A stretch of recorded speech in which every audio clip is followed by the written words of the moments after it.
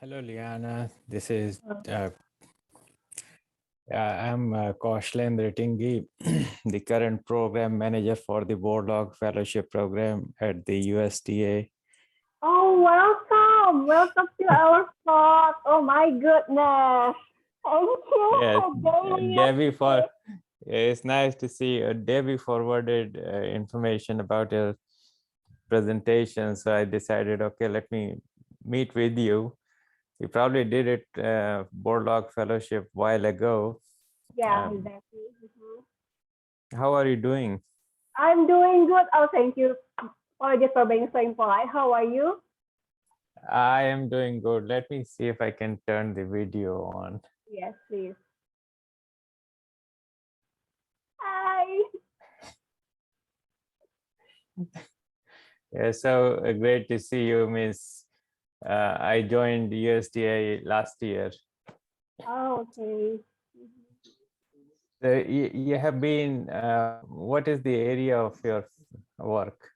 Oh, my major is related medication. It's for harvest biology and technology. Okay, Yeah, but with AgriTC, we focus on integrated and sustainable agriculture.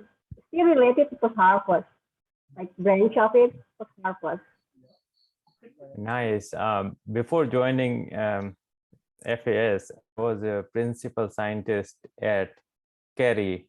Kerry is a multinational company that operates in 140 countries, and I was in their food protection division for 2 years.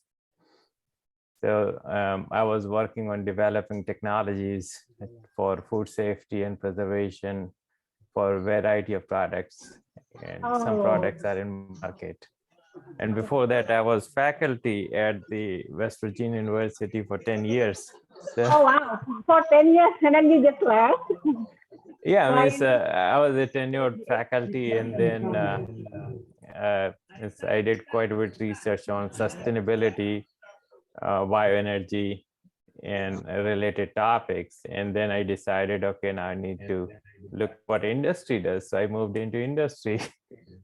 So you're now with USDA. And now I'm with the USDA. Which state are you at now? Um, I'm joining from the state of Georgia. Georgia. Okay. Maybe my girl. Sorry. Double. Sorry. Double. Hi guys. No.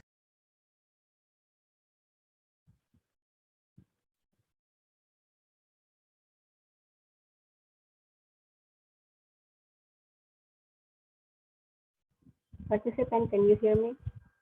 Oh, okay. So, should I call you Dr. Kauslendra?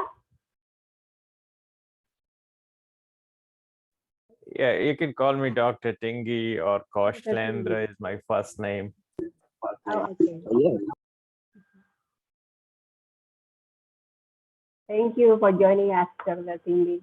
Really Oh, appreciate no it. problem. I'm so excited to hear these presentations. So when I heard that one of our past Boardlog alumni is going to present something, I wanted to really see how you have been doing, and how you evolved since the Boardlog Fellowship.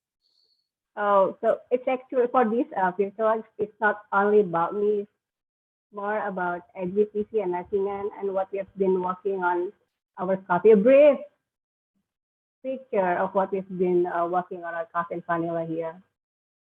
But it won't cover all, but will give you a clear picture anyway. Right. Mhm. Yeah. Thank you for sending this invite. Finally, I get to at least see you, and I'll follow up with the email later on tomorrow. Not tomorrow, sorry, on Monday. Yeah, sure. Mhm. Yep.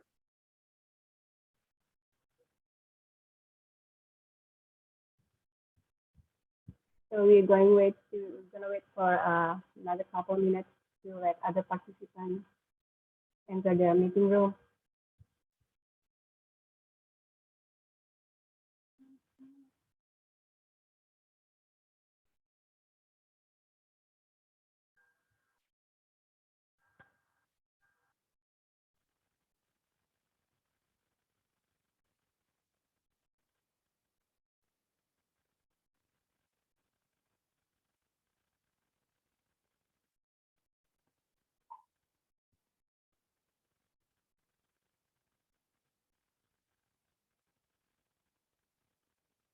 So Dr. Tinggi, here you can see our participant in Sajang,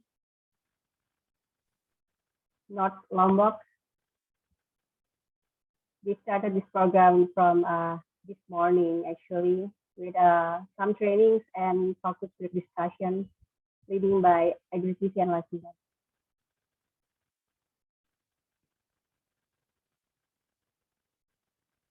There will be a short video of it.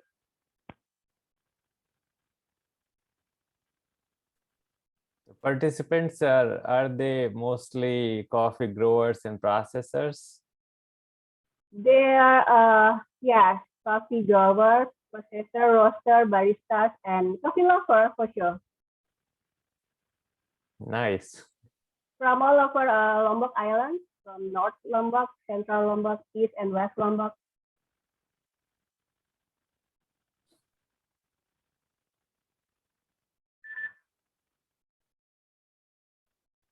Did you guys have new capital in Indonesia? I'm not that good at geography, but maybe somebody can help me to answer this. It was Jakarta before, but did they move it? Oh yeah, no, they have not moved yet to Borneo. Okay. But I am not sure if they're going to move or not. I don't know. Still way to go, I guess.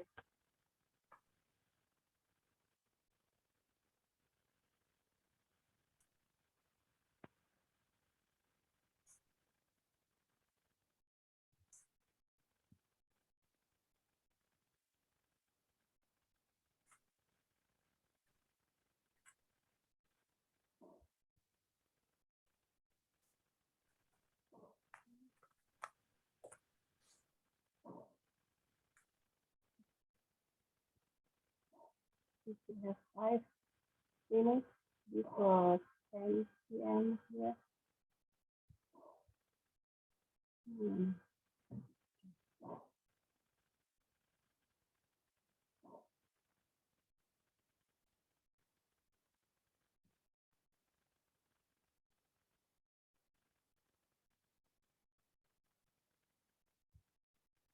So what is your current program with USDA, Dr. Tinggi? A program? Yes. Did you say? Yeah, like your research project at USDA. Right. So in the USDA, I'm the program manager for the Borlaug Fellowship Program. And I cover Asia, Latin America, and Caribbean regions. Oh. Do they accept Borlaug candidate applicants like for this year? Because I've checked the web and haven't seen like any new application from the Borlaug so far. Like for the last 2 years. That is correct. This year we are not soliciting because we have a backlog from past 2 COVID years. We will complete those fellowships first, and sometime next year we will solicit new topics and applications for the year 2024. Oh, okay. Yeah, this topic is something. Borlaug itu ahli pertanian yang pertama. Proses pertanian secara modern itu yang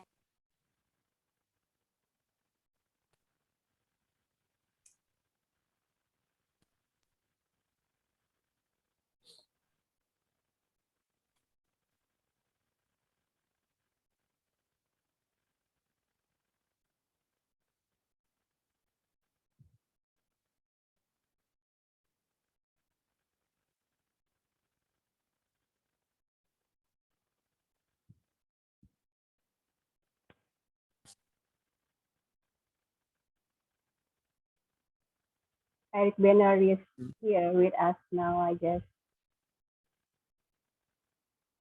kenapa? Sudah masuk? Eric, Sudah hi. masuk? Can you hear me?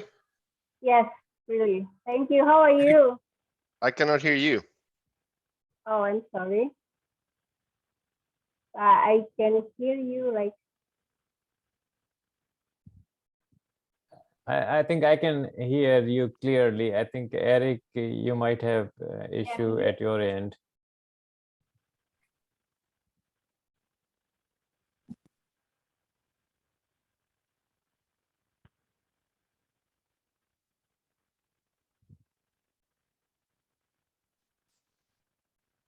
What about now? Can you hear me okay?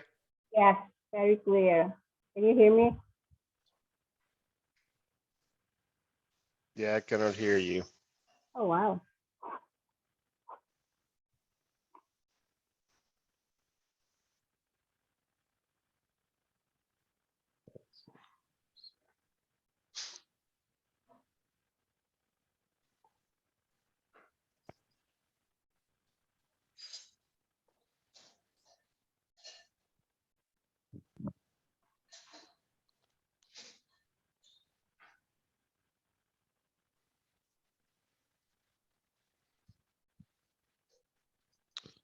Yeah, I'm glad. I'm glad you can hear me, but I cannot hear you. So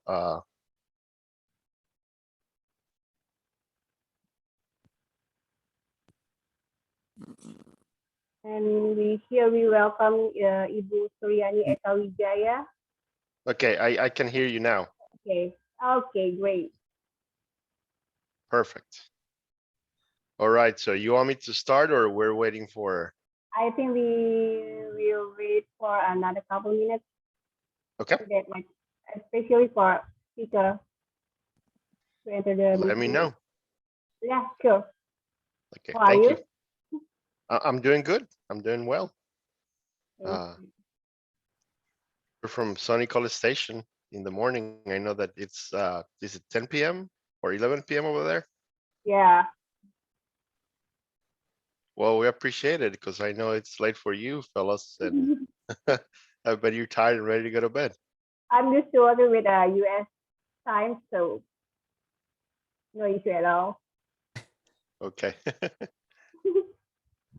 Eric, where are you joining from? I'm joining from College Station, Texas, home of Texas A&M University. Oh, okay. I'm joining for USDA Foreign Agricultural Service from, right now I'm in Athens, Georgia. Oh, okay.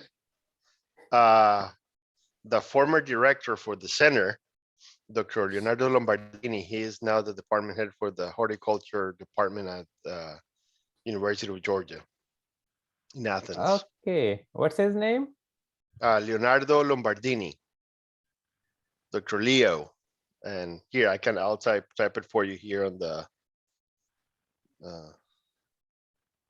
the chat.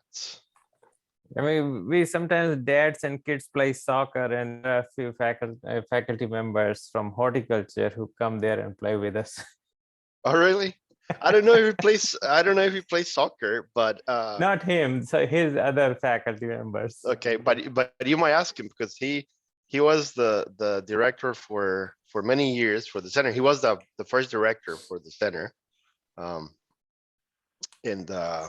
you know, while we wait for the other participants, just to give you a background, so the Borlaug Institute, it's a development organization that is part of the Texas A&M system. And basically what we do is we implement development projects through USDA. Nice. So you are with the Borlaug Institute? USAID. Yes, sir. So I'm part Nice. of, I have two positions with them. I'm the program coordinator for Latin American and the Caribbean. And I am also the assistant director for the Center for Coffee. Nice. So probably we do have programs with Texas A&M this year too. I'm pretty sure we are communicating one way or another, because I cover Asia, Latin American, Caribbean region for the Borlaug program in the USDA. Perfect. Well, there's Dr. Norton. I didn't know he was going to join us today or not, but I'm glad he did. Very happy to be with you all, and congratulations and thanks for organizing this very, very nice and interesting event. You are most welcome, Dr. Roger. So you or Eric will give the presentation since you're here. Well, since Dr. Norton is here and he is the master of everything, I'm gonna let him start.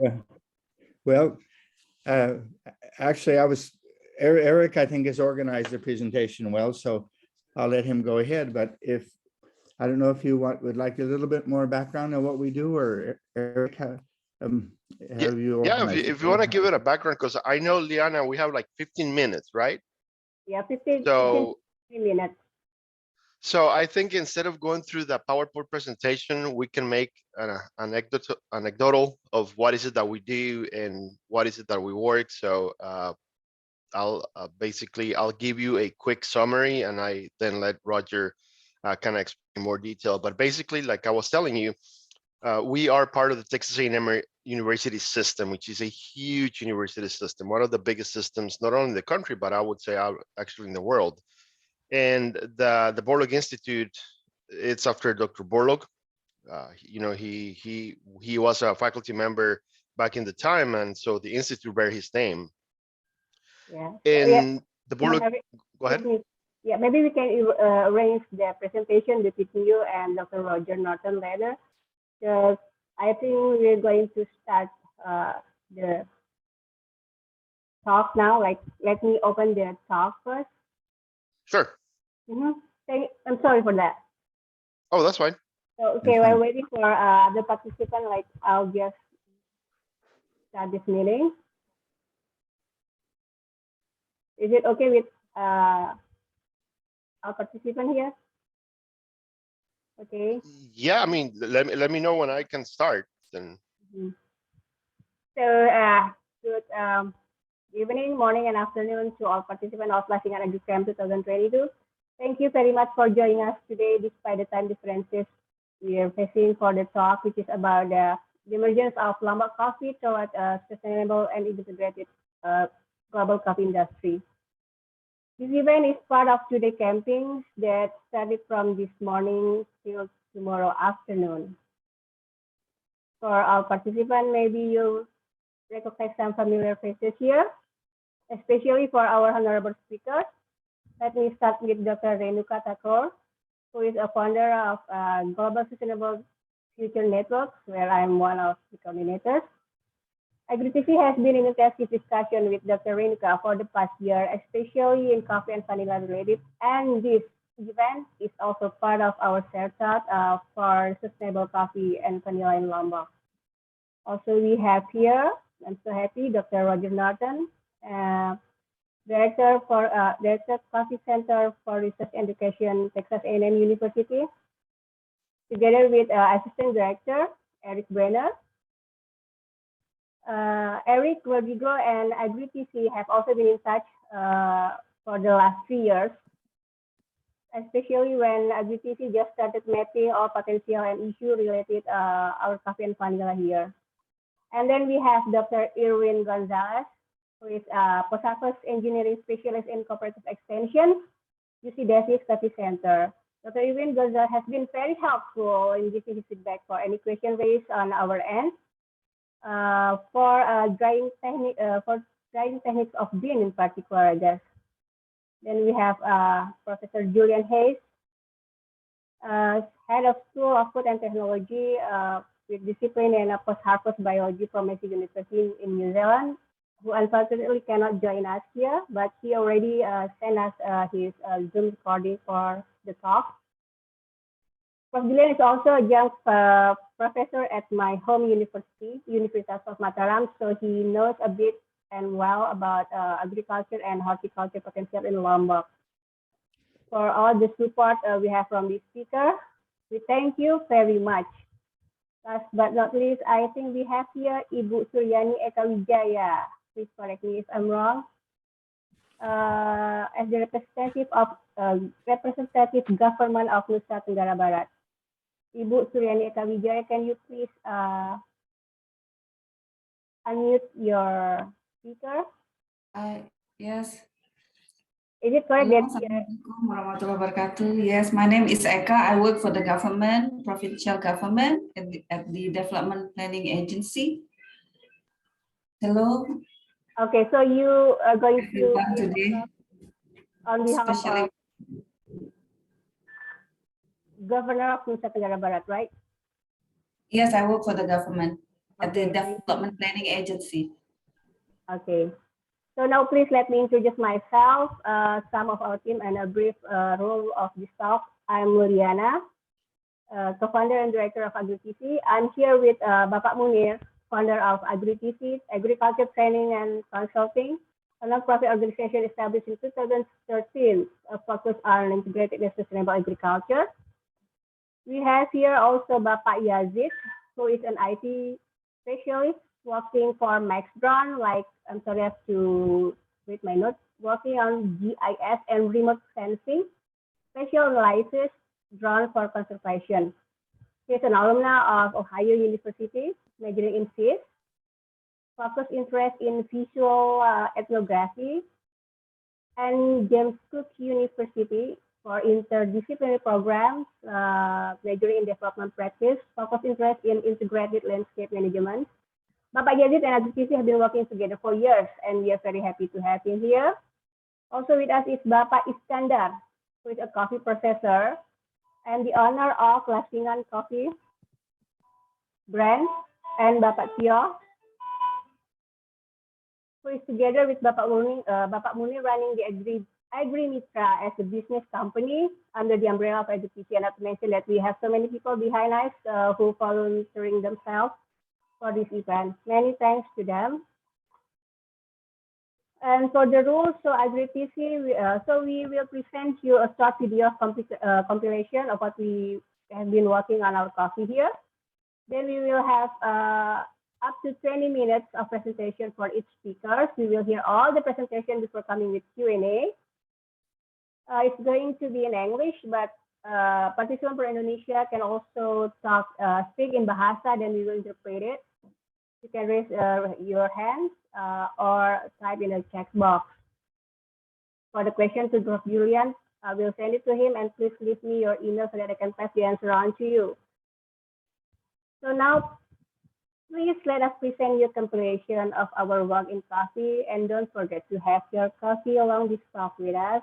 Bapak Yazid, your turn, please.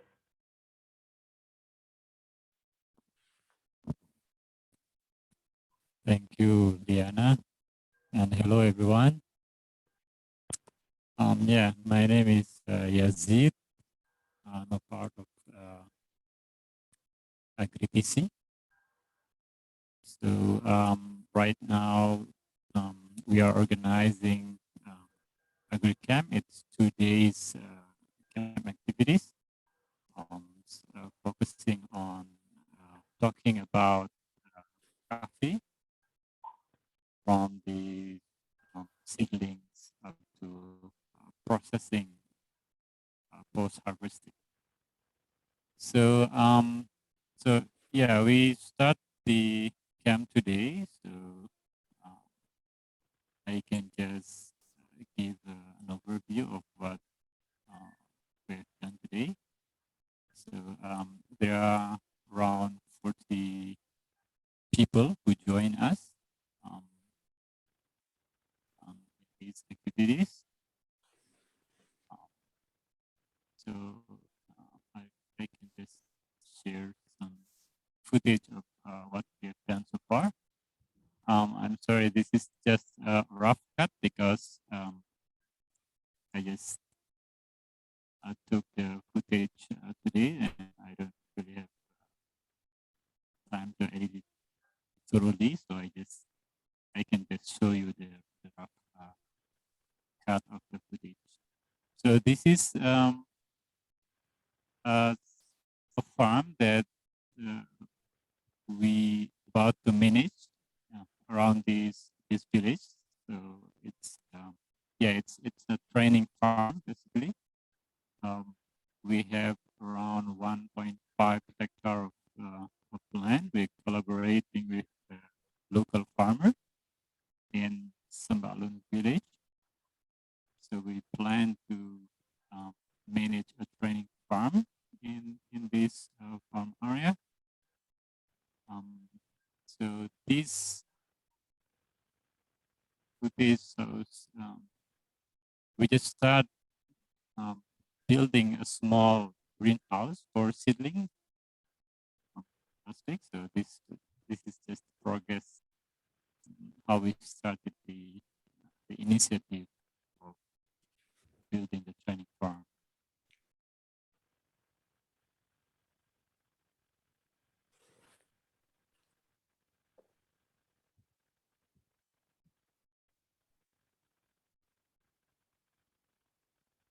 Yeah, this is the farm area.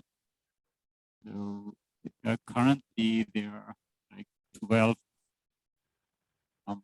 cows that are organized by the farmers, local farmers. So we plan in the future. We plan to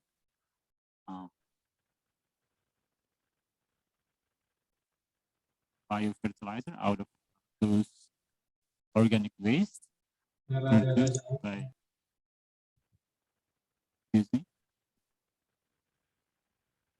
Yeah, this is the area we plan to manage.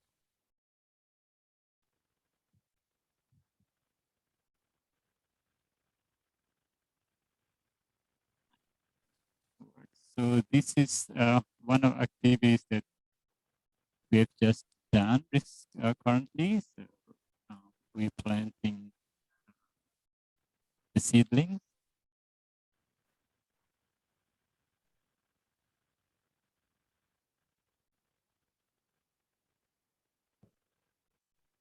Yeah, so that is the training farm and the activities that we currently done.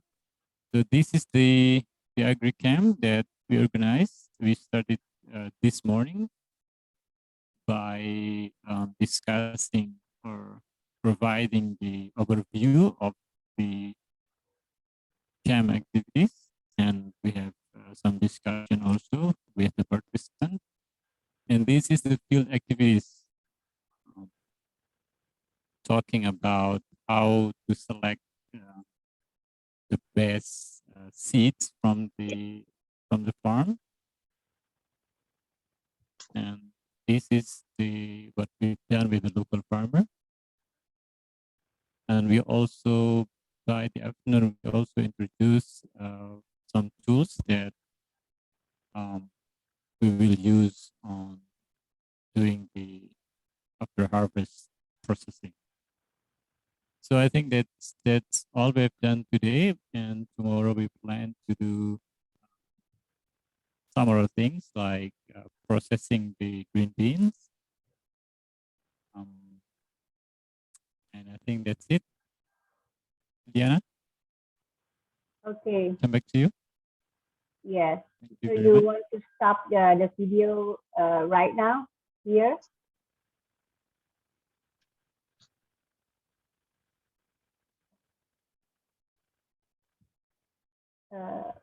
Okay. Thank you, Bapak Yazid.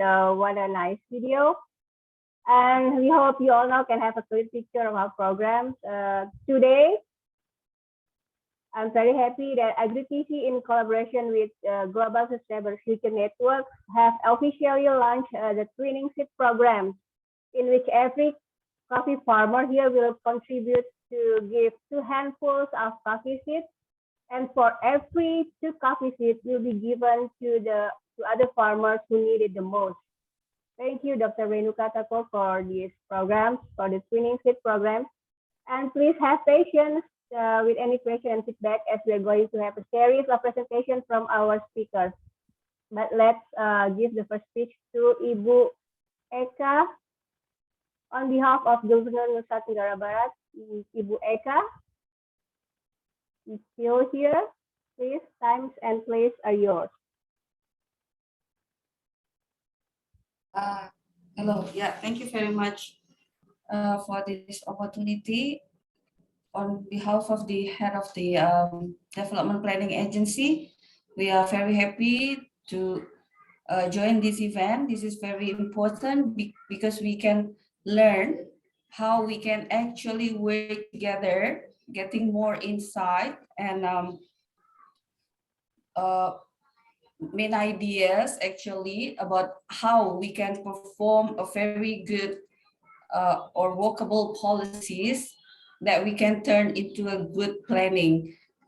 I know that the coffee industry is actually making a big progress, because as long as we live and we like to drink coffee, the business will be running on. But the main idea is how we can keep the coffee industry, keep going sustainable in the long run. Not only it will benefit the main player, but also at the local community as well. So it's very important for the government to facilitate all research related with the coffee industry, as well as with the idea of how we can actually learn with this global change of the industry that can actually benefit the society or the local people as well. So yes, we are very happy. We hope that we can learn more from all the expertise of the global expert in this coffee development programs, and what have been done in different part of the world that can be applicable or can be implemented according to the local circumstances in our region. Thank you very much. Thank you, Ibu Suryani Ekawijaya. We really appreciate the support from the governor and with his enthusiasm for the development of Lombok coffee. Hopefully, our program will synergize with the government for fostering economic development in Nusa Tenggara Barat. So now let us have a first presentation from Dr. Renuka Thakur. Dr. Renuka, please, the stage is yours. Thank you very much. Thank you. Good morning, good afternoon, and good evening to all of you, whoever are joining from the world, whatever the part of the world you are joining today. So thank you very much for having me here, and with these wonderful people who are talking about an expert, yourself, Lena Badrun, Director of Agri-TC and coordinator of Global Sustainable Futures Progressive Partnership Network. I'm very, very proud to be here as a supporter and promoter of this activity. Congratulations on your hard work and this initiative, the emergence of Lombok coffee towards global coffee industry, and harnessing the power of the community itself for the community empowerment, environmental sustainability, and resource management. Thank you very much. So I am thankful to the speakers as well, Dr. Roger Norton, Eric Banner, Dr. Irwin Gonzalez, and Dr. Julian Hayes for the time, for sharing their expertise with us. So before I start my presentation, once again, congratulations, Lena Badrun, and I would like to introduce myself and my network.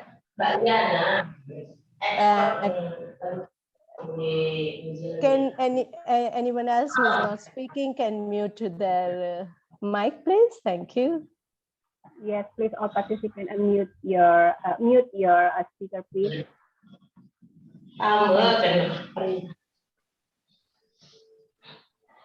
Okay, I am Dr. Renuka Thakur, the founder of Global Sustainable Futures Progressive Partnership Network, and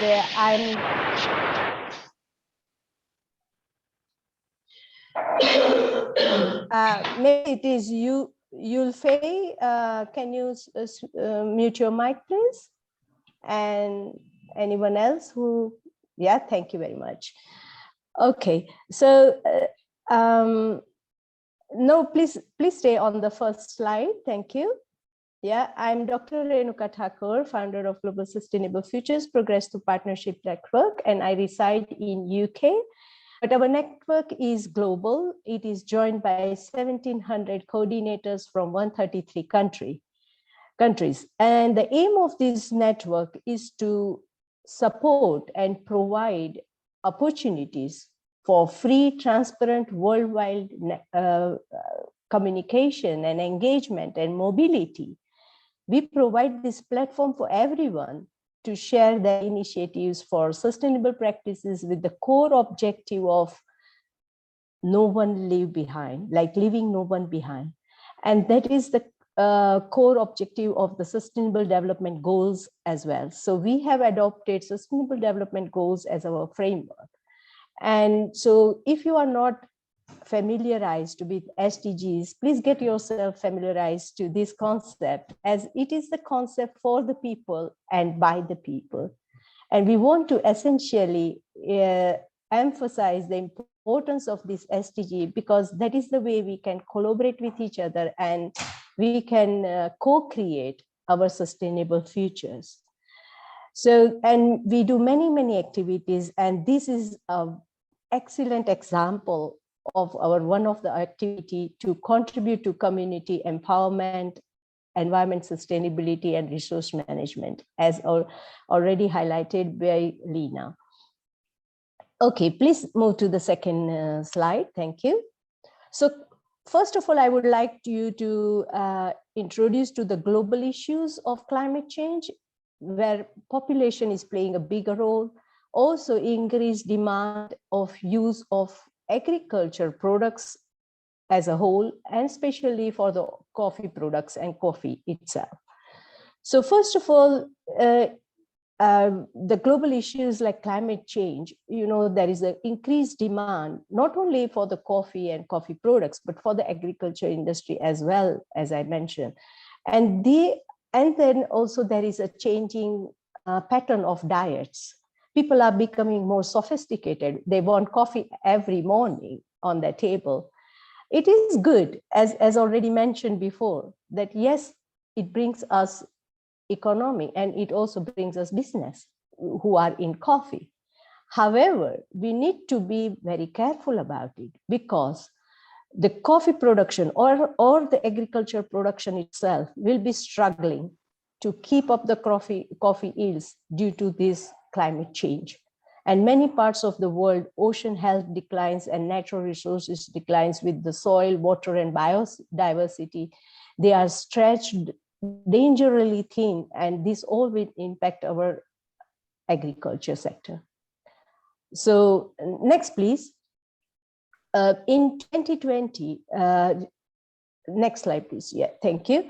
In 2020 report of, can you go the slide before, please? Thank you. Yeah.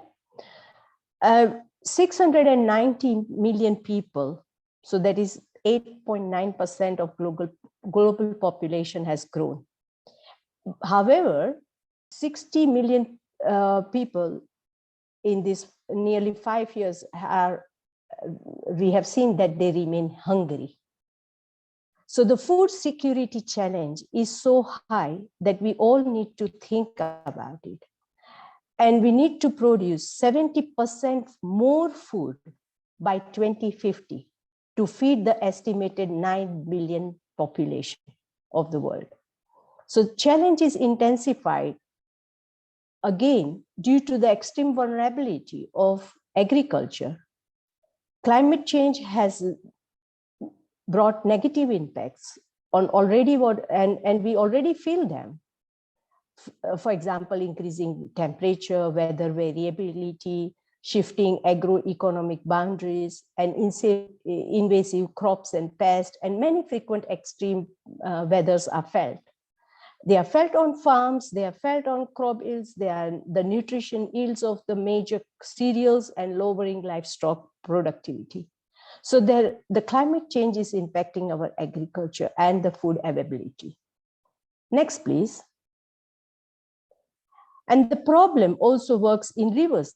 Agriculture is the major part of the climate problem because it generates 19 to 29% of the greenhouse gas emission.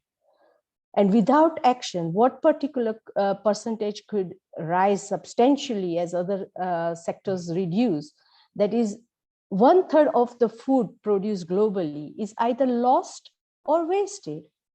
So we have to be very careful how we manage our food production as well as consumption, including storage, and all other processes which come in between. Next, please. So let me tell you about coffee now. So rising temperature will reduce the areas suitable for growing coffee, and by 50% in 2050. Meanwhile, some areas might be ideal also for growing coffee. So there would be change in locations where we grow coffee, as well as there will be change in the pattern of how we grow coffee. And for example, there is an example I have given here, Nicaragua, which is an example where it is seen that it would be very good for coffee production. And so coffee cultivation will rise from 1,200 meters above sea level to 1,600 meters by mid-century. So there would be difference in location and how we grow. And so the patterns of our agriculture along with this coffee will be different. So next, please. So looking at the Indonesian coffee, of course, Indonesia's climate is just now very much suited for growing coffee, and it is one of the leading agriculture crop exports of the country. The majority of Indonesian coffee crop planted area were found in the islands of Sumatra. Other coffee growing areas are like Java. I don't have to tell all this to the people here. I know you know it, but it is just that we know that few islands have been very productive for the coffee production. Almost all of the coffee beans were, but the thing is that we also know that the coffee beans were grown by small scale estate scattered around the coffee producing regions. And that is very important to understand, because that leads to logistic challenges in harvesting and collecting the beans for export. And also you might be knowing some very good variety, which is like Arabica, Robusta, and Kopi Locos, Luwaks, which have been coffee beans and Arabic beans making up less than 1/5 of the total production of world. So the point I want to make that, of course, Indonesia has a rich history of producing coffee and being an exporter of coffee, and which we want to continue with, which we want to give the legacy to our future generation. Also, I know if I'm not right, you can correct me, but I know that the most expensive coffee called Kopi Luwak also is produced in Indonesia. So next, please. However, the production of Kopi Luwak is not without any controversy. It has the concerns of the welfare of the Asian cruets involved. However, so we need to go to the basics of this welfare.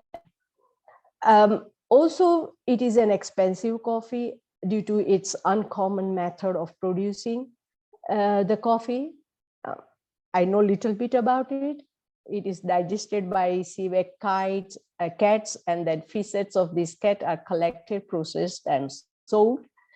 And it is highly priced because it is claimed to be nutritious and high cost involved in sourcing animal and so on. However, we need to have quality certification and processing around it.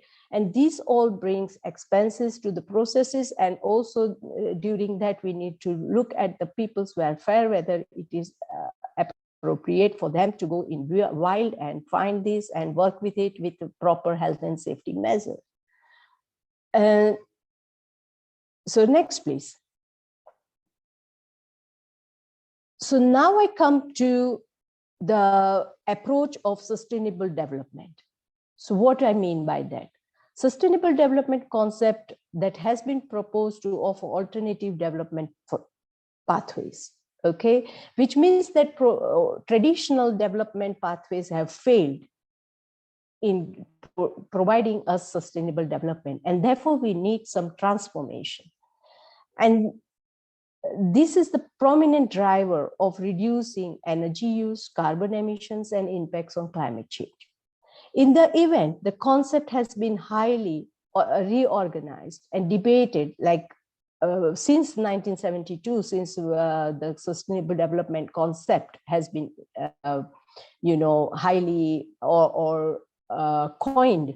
It has been debated, and it has been looked through various lenses and perceptions, and many academics, practitioners, and policymakers all have joined this concept to debate and understand and how we can make our traditional pathways more sustainable. So traditional societally approaches are successful in systems that are relative, like these type of approaches, the traditional approaches were successful in the system which were relatively closed and a highly trusted technology solutions. But we have seen that our technologies also have not been so efficient to provide a sustainable development in the sense of more low carbon production. And therefore, these approaches need to be changed. But we can only change if we approach them with wider values, wider cultural and wider institutional perceptions, and we include those perceptions in our decision making. And then only we can change the way we approach this whole process. And the thing is that these all challenges which we are having today are multiple and deep-rooted, and they are uncertain, they are dynamic, they are overlapped with one another. And therefore, we need to have a proper governance structure to address these challenges and move forward towards our sustainable pathways. Next, please. And therefore, again, as I said, I think what in traditionally way we used to apply our production or consumption objectives from looking only from the economic point of view, that how much profit we get from any business. That was our initial idea. Later on, we also understood that we need to be very social, offering people to get more comfortable lifestyle. So we had social framing within our economic framing. However, it wasn't enough. And since 1972, we have got our knowledge or understanding for environmental disturbance. We have also tried to include environmental framing in our decision making. Again, the political framing has a high impact on our decision making. And so what I mean to say that if we try to move from traditional framing or traditional decision making, we need to include all these different framing or lens in our decisions so that we can understand whether our process or our business or our end product is impacting on social, economic, political, institutional, cultural, and environmental objectives. Are these, and that's why I think we should be having this multidimensional sustainability perspective. Next, please. So here I would like to bring some theoretical concept of multidimensional perspective from Gills. And here she says that we have 3 layers. And what it says that at the low level, we have innovations, just as what we are doing at moment as a part of a pilot project or a farming at one place, then that is an innovation experiment. Now, how we can bring this innovation experiment as a mainstream, like how we can take it as a mainstream, that is very important. But it also is pressured by the global or the macro level, which is on the top, macro level policies.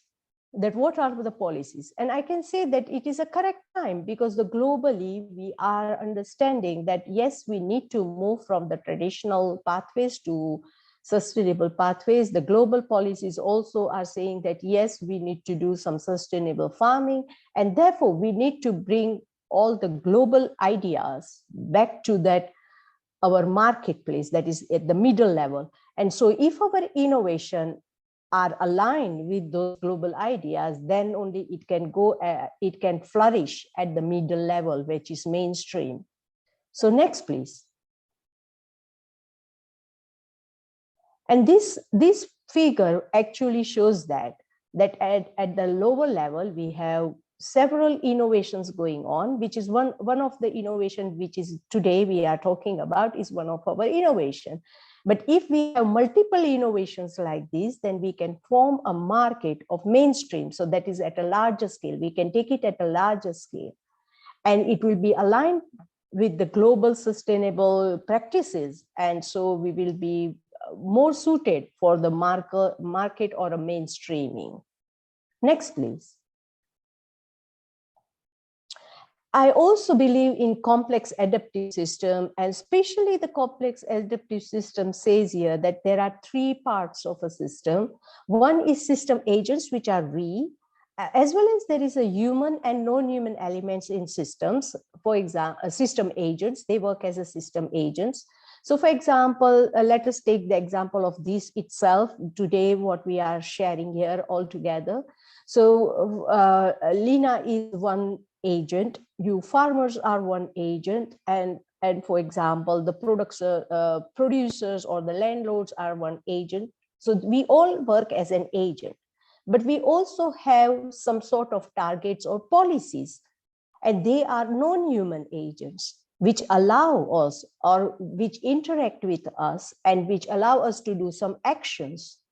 And they are in the schema, and these actions are performed by us due to those policies. So human and non-human elements interact, and they have governing rules, that is like policy targets or whatever, and then they perform and the system outcome. So now whatever is produced as a part of a result of this practical project is called system outcome. And these outcomes have an impact.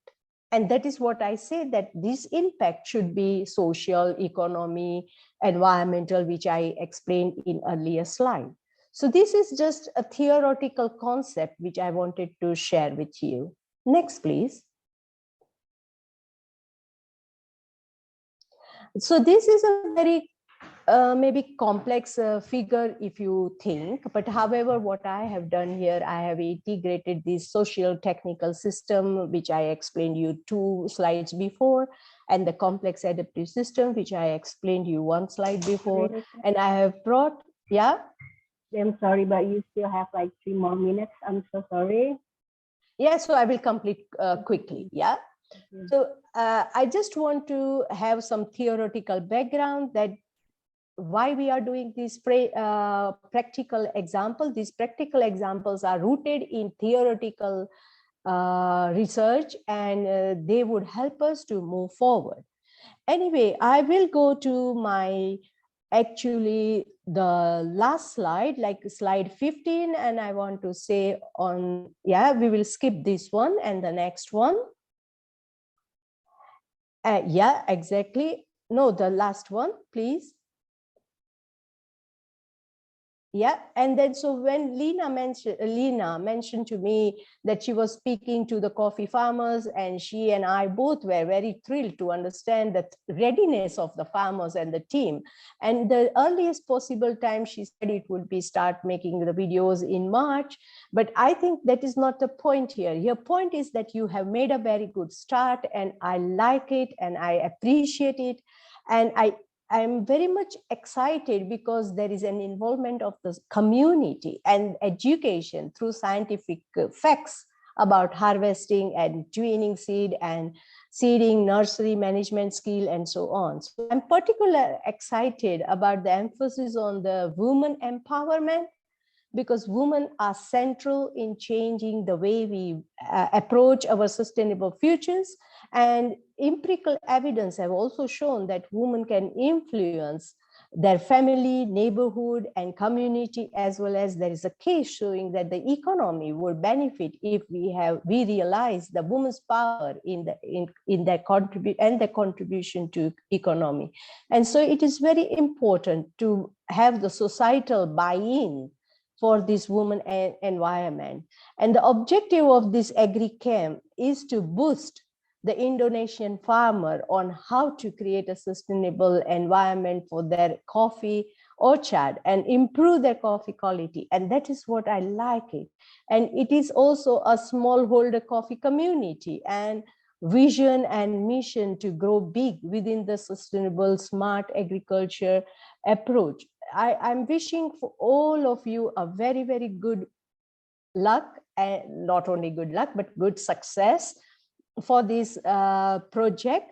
And I am fully supportive of this project, and we are looking forward to have many more videos and photos of this project so that we can raise the awareness in the world that this is happening, and this is happening at a low community level.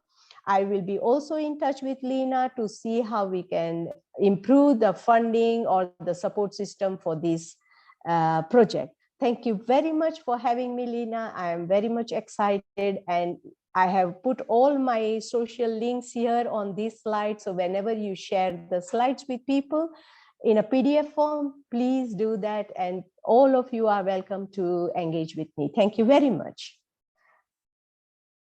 Thank you, Dr. Neta. Such a very good presentation, and I'm sure we all here have recorded some important messages.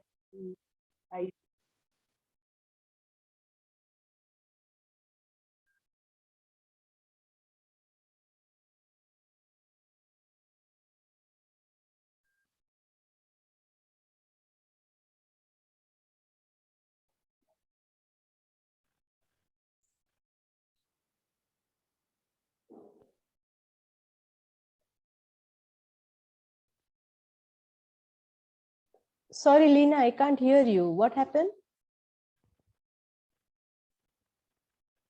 I think it's about the live streaming we have, but it's okay now. Can you hear me, all of participants here? Thank you, Dr. Yeah. Renuka, for a very good presentation. I'm sure you have very important messages from your speech. So now let's we all hear a presentation from Dr. Irwin Gonzalez. Hello, Hello.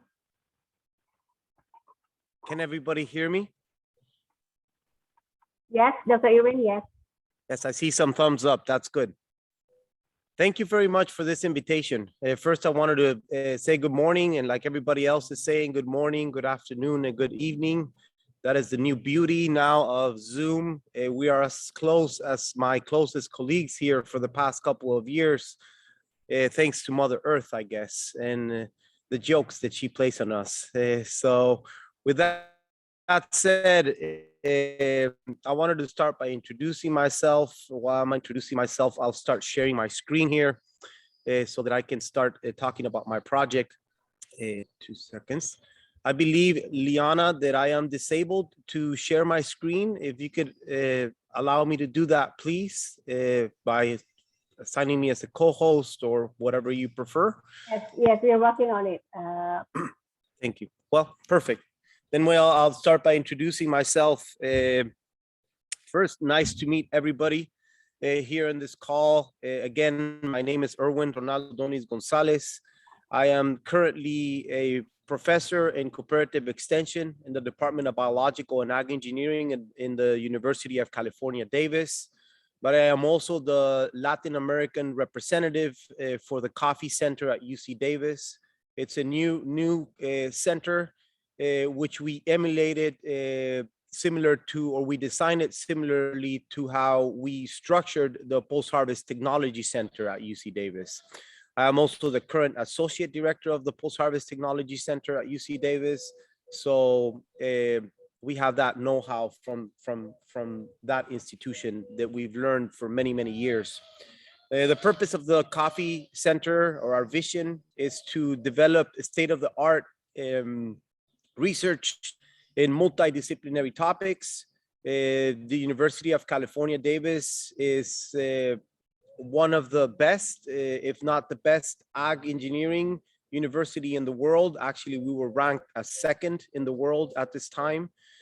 So we believe that with all the expertise, and especially the multidisciplinary expertise that we have in our backyard here at UC Davis, and California being the fruit, vegetable, and tree nut basket of the world, and fifth largest economy, we do believe that we could definitely contribute to coffee. It's ironic because we do not produce a lot of coffee here in California. Actually, we have only one small cooperative that distributes coffee. The name of this cooperative is called Fringe Coffee, but it doesn't deter us from doing research, more specifically because the United States is one of the largest importers of coffee in the world. So we do believe that we could significantly contribute to the research. So now let's see if I can share my screen. I'm still disabled, Liana. You could share your presentation. Unfortunately, you won't be able to share videos that I have in there. That's completely okay. My hope was to be able to share the videos instead of showing slides. Videos and pictures talk more than 1,000 words. So I was hoping to do that, but if that's not possible, I'm completely okay, and we could just go through the presentation that I've shared to you.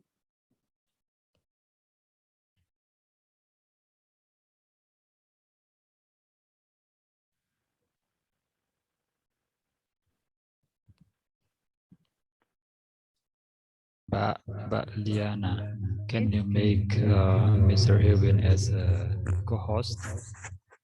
Like who? Irwin. Erwin, Yes, okay. If you go to the way that you can make me a co-host is if you click in the bottom left where participants are, all of the participants appear in the right corner of your Zoom window. If you click in more, or if you right click, you should be able to assign me as a co-host, I believe. I couldn't, wait, where's your name? Okay. Alternatively, Yaid, I believe that you can do the same thing, being a co-host yourself. Yes, I did. I'm sorry for this inconvenience. Please go ahead, Dr. Ewan Gonzalez. No, it's okay. I completely understand. That's okay. Okay. So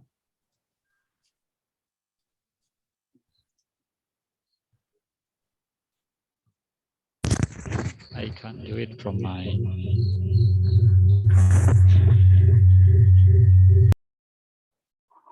okay, can everybody see my presentation? Yes, very clear. Thank you, Dr. Ewan. Of course, no worries. So let's talk about efficiency in wash coffee. I felt it was applicable for this to be an early talk because we'll be talking about the first step of coffee, which is harvesting and processing. Of course, this is one example. There's many ways of processing coffee, as you well know, and you're experienced around the world. We have natural coffee, honey coffee, dry processed coffee, and many others, that are actually even currently being evaluated. That said, historically, one of the most applied processes for the specialty coffee industry, and by that I mean historically, it has been the wash coffee post-harvest processing. This was historically one of the most broadly used because of its consistency, mainly consistency and quality. It's a very regimented method. That said, again, let me mention that word historically. That doesn't mean that I am indicating that this is the only method for specialty coffee, and it is the only method for processing coffee. There's several others, of course, but Another reason why I'm talking about wash coffee post-harvest processing is that I'm originally from Guatemala, and that's the experience that I had in the early 2000s when I started working in coffee. So we felt like this was a good example or a good model to follow. And of course, we're interested in developing studies similar to this one for other processing applications. So let's start by I wanted to show you an article that I would encourage all of you to download. Liana, I'm happy to share this article if participants are unable to download it, so that you can have access to it. It's a very exhaustive article that describes basically a comprehensive analysis of operations and mass flows in post-harvest processing of wash coffee. We developed this project in collaboration with mainly collaborators in Latin America, which the wash coffee is predominant, and it was very enlightful.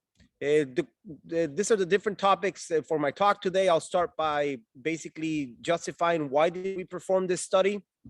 Second, I'll describe the components of Arabica coffee, just as a reminder of what are the steps that are needed for processing coffee. I will briefly look into the unit operations in wash coffee processing method. Why am I not going to describe this fully, just basically for the sake of time? But I will definitely show you videos. This is what I want you to take home, kind of like a fly through Latin America processing, basically. And last but not least, show some diagrams and talk about some sustainability implications, which was one of the major eye-opening steps in this project. So first, why did we perform this study? We know that coffee is extremely valuable. That's why we're all here. And it's actually estimated at around $200 billion per year total industry value. But when we were trying to educate our students in the processing and our stakeholders and our producers here in coffee, we found that there's limited scientific research in unit operations and mass flows associated with coffee post-harvest processing, especially in the English language. More specifically, we found out that the majority of studies took us all the way to the dry mill, but none of them took us to the cup level or the consumer's level. So we were really interested in looking at what was the effect of the roasters or roastering component. Previous studies also looked at laboratory scale measurements, while we were directly looking at real world effects, machinery efficiencies, and industrial scale applications. And last but not least, looking at from a different angle of not just the mass flows, but also sustainability and economical implications, byproducts, and start working towards alternative uses of those byproducts. So let's start by looking at the components of coffee. I don't want to take a lot of time on this because you're all familiarized with this, but we know that coffee is composed by 6 distinct layers or 6 different components.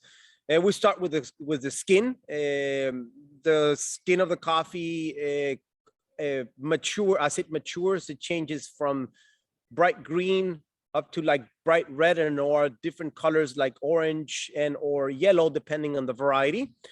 This is considered the exocarp. We then have the pulp, which is the fruity component of the coffee. Mucilage, which is a sticky type layer that is around the parchment of the coffee. Parchment is a papery type layer, a lignified papery type layer that surrounds the silver skin. Silver skin is typically what is kept in the coffee and is burned as shaft during the roastery. In many instances, silver skin is not easily distincted between the parchment. And last but not least, which is what we want, which is the green bean or the endosperm, which is what we typically consume. Historically, the studies, this is the exhaustive studies that have similarly quantified byproducts in coffee. And this, I think you probably do see my cursor here. This is the line here, the last bar is the average for all of the studies that were performed. And we could see that an average This studies indicated that around 42% was pulp, around 15% was mucilage, 20% was water, 4 to 5% was parchment, and around 20% was green coffee remaining. Again, this was all the laboratory scale studies that were available, and we wanted to confirm this at a larger scale. So let's start with the first unit operation, or the step with this wash coffee post-harvest method. It's what's known as the wet mill. Again, you know, this is all the equipment. We exhaustively surveyed up to 15 different commercial scale wet mills, and this describes the different components of the wet mill. I won't go into depth in it because for the sake of time, but I just wanted to kind of like highlight the values of importance that are attached, that are of importance for this talk. So let's start with the definition of wet milling. It's the step where we are actually removing up to 4 distinct layers of coffee: the skin, the pulp, the mucilage. So we start with cherry coffee. This is the numbers that I want you to look into. We start with around 100 units. This is 100 kilograms, 100 pounds, whatever it is, 100 units of cherry coffee. And as we go through the process, we end up with around 46 units of parchment coffee, or 46 pounds in this case, of which after evaporating the water, we end up with 25 pounds. So in this case, byproducts, including, of course, water vapor, is around 75% or 75 pounds of each 100 pounds of the coffee. So let's look at a video, and I just walk you through this wet mill. I'll talk about it as I make progress. And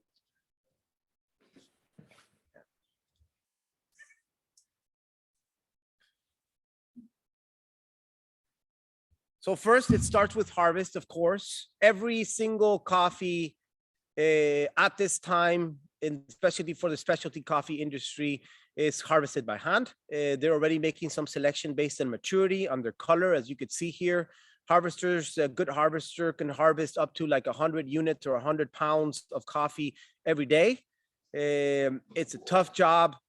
The coffee is then taken to the wet mill, where it's quantified, its weight, it's as it is the way that the coffee that the coffee is paid.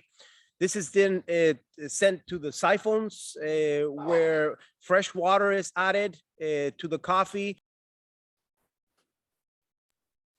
Where the fresh water is added to the coffee, and it's starting to sort, washed, and transferred to the pulping, to the wet mill. This is typically transferred either through through augers, or with water, and transferred directly to the pulpers, or the depulpers, as they're known, where we're removing mainly the skin and the pulp. The pulp then is placed. This is with the first and major byproduct in the coffee wet mill phase.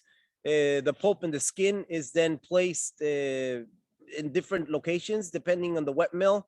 In this instance, it was conveyed dry through an auger to the adjacent to the wet mill, and then it was transferred to trucks, where this was then taken to a post-treatment for organic use, or organic fertilizers.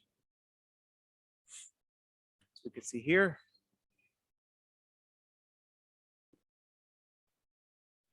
Coffee is then sorted, and it's sorted in some instances several times in the wet mill. Quality is of ultimate importance for the specialty coffee industry.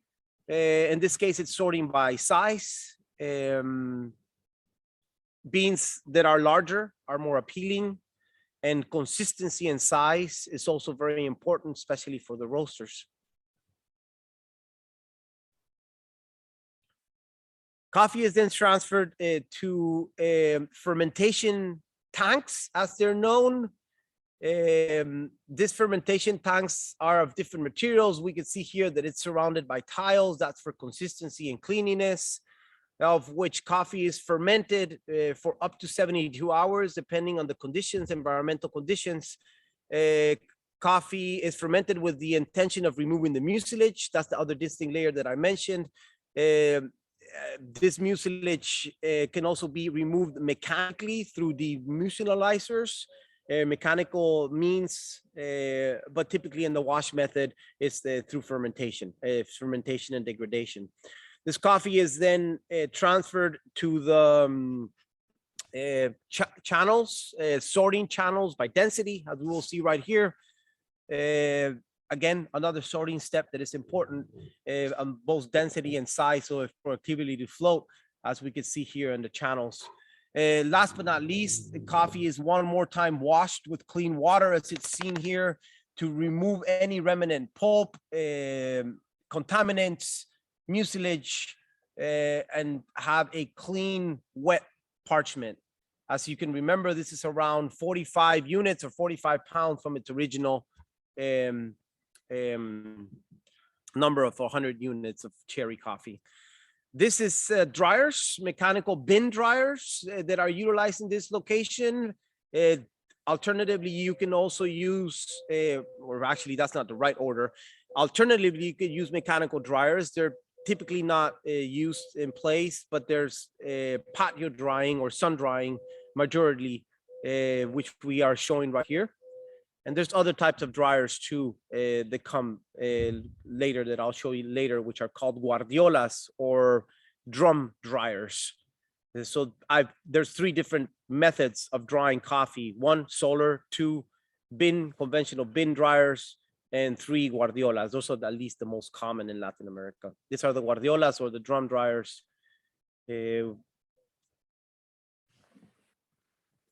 As we could see. So once the coffee parchment has been, once the coffee cherry has been removed, or the pulp, we need to remove the last 2 distinct layers, which is the parchment and the silver skin, which are the steps related to the dry mill. But before I proceed, I see that there's some chats here. I don't know if there's any questions that I can address at this time related to the wet mill.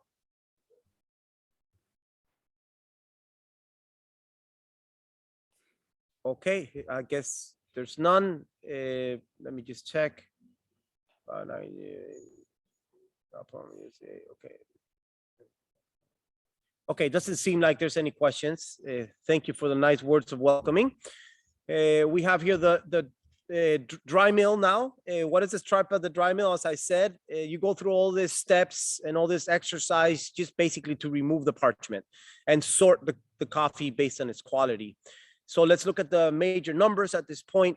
From the wet mill, we're obtaining around 26 units of parchment coffee. Of that, we end up with around 20 units of green coffee. But of this, around 4% is typically stayed in-house because it's lower quality coffee, and the remaining is exported. So from the parchment coffee, we end up with around 15 units in average from the different dry mills that we surveyed, which is very common. So from 100 units of cherry coffee, we're exporting 15 units of green coffee to the roasteries. Let's look at a video of the dry mill instead of going through all the steps there. Here, by the way, this is Dr. Bill Ristenpart. He is the director of the coffee center at UC Davis. They're doing some sampling for quality, initial sampling for quality. Then the sacks that were delivered from the wet mill already dry parchment are dropped into the dry mills for them to weigh every single unit and start processing the coffee. It's of course conveyed dry. There's no water utilized here. You don't want to add water to the coffee once again. So everything is dry in the dry mill. Coffee is conveyed to the dry mill, typically through buckets like the ones that we see here, dry augers and so on, as it goes through the dry mill.